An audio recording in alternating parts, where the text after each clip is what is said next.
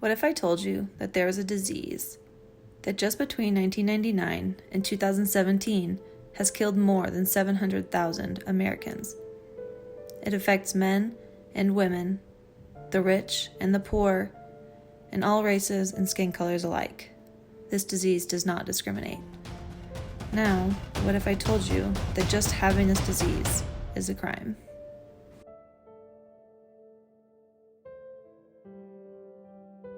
According to the National Institute on Drug Abuse, in 2013 alone, an estimated 8.6% of Americans from the ages of 12 and up were in desperate need of treatment for substance-related addiction.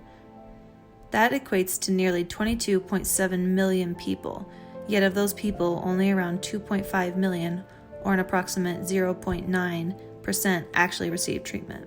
Addicts are too often shown as criminals in today's society, a lesser human than the rest of us, when in reality, they are us. Research has shown that drugs release a hormone in your brain called dopamine. Your brain is usually pretty good at realizing what you require and what you don't by creating what is called the hierarchy of survival. A normal person's brain can realize that you need water, and then food, and then sleep, etc. But drugs hijack and alter your brain's hierarchy of survival and put themselves at the top above all others, creating what we know as addiction. When you need water, your brain tells you that you are thirsty. When you need food, your brain tells you that you are hungry. Addicts' brains work similarly, yet their brain is telling them that they need the drug that it has become dependent on, no matter if in the back of their mind they know it's wrong. So with science proving that addiction is a legitimate disease that changes and alters your brain, why are there so many people still being locked up for drug-related charges versus getting the help that they so desperately need? Some states' counties have made it regular practice to offer rehabilitation alternative programs to nonviolent drug-related offenders. These rehabilitation alternative programs vary between states and counties, but the overall compliance measures are similar. The members of this program are often required to complete frequent drug testing, attend mandatory check-ins, provide proof that they are regularly attending rehabilitation or support group meetings, random home inspections, and regular calls with their parole officer. While not all offenders or members will pass this program, those who do will have their offense wiped from their record, making their chances of finding a job increase substantially. This will set them up for success in the real world as a clean and functioning member of society. Additionally, research has shown that recidivism rates after completion of the program have decreased by a whopping 84%. Many people are under the false assumption that treating addiction versus incarceration would be too expensive.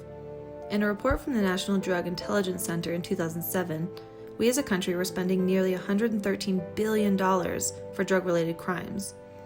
These costs include court cases, incarceration, and the housing of the inmates. In the same report, the data showed that if we were to encompass the cost of treating the offender, including government treatment, hospitalization, and health costs, we would only spend an estimated $14.6 billion. That equates to a 99.9% decrease in spending by using drug courts instead. Sadly, these numbers and costs are only increasing each year, so it's imperative that we make a change as soon as possible. Most people with the disease can count on the community or doctors or even the government to help them in whatever way that they can. But addicts, who we have proven are suffering from a disease, aren't being treated the way that they should be, and in addition are being locked up for something that they can no longer control. The good news is that addiction is a treatable disease. We have the alternative means for helping these people while also saving our society billions of dollars, with data to prove that it is possible and that it does work. We need more people to understand the positive impacts that offering rehabilitation alternative programs can serve, and how many people we could save from the revolving door of the justice system. These people are suffering from a disease, and we as citizens and as a country are not helping them. But we can. People are dying every day and they need our help. I ask you to take a few minutes out of your day and vote in legislation that is in favor of granting rehabilitation alternative programs. Our votes can not only save money for the community and the country, but it can ultimately save thousands of lives. Will you help make the change, or will we collectively let them suffer?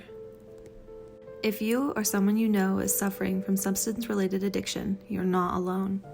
There are people who love you and support you and want to help you. For more information or to learn how to request help, please visit samhsa.gov or call the National Helpline at 1-800-662-8787. HELP.